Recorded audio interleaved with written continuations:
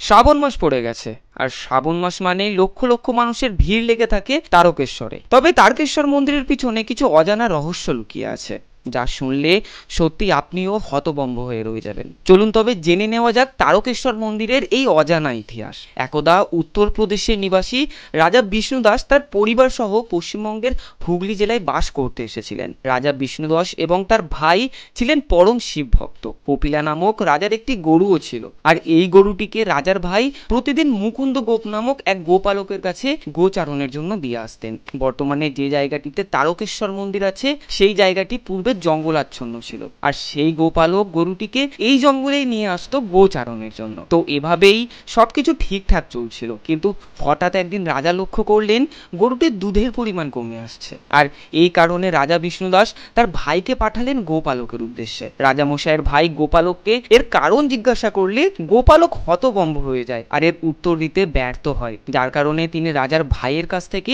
প্রচন্ড পরিমাণে অপমানিত হন। গোপালক অপমানিত বোধ করে নিজ মনে স্থির করলেন যে গোদুগ্ধ কমে যাওয়ার কারণ তিনি খুঁজে বার করবেন। এরপর একদিন গোপালক কপিলা নামক গরুটির পিছু নিলেন, আর পিছু নিতে নিতে জঙ্গলের ভিতরে ঢুক। আর সেখানে তিনি যা দেখলেন শুনে আপনি একটু অবাক হবেন বইকি। তিনি দেখলেন জঙ্গলের মধ্যে একটি সুন্দর কুচকুচে কালো পাথর রয়েছে, যার মধ্যে একটা ফাটল আছে। আর কপিলা নামক গরুটি ওই পাথরের উপর দাঁড়িয়ে পাথরটির উপরে দুগ্ধ নিঃসৃত করছে, আর সেই দুগ্ধ পাথর বেয়ে ওই ফাটলের মধ্যে প্রবেশ করছে।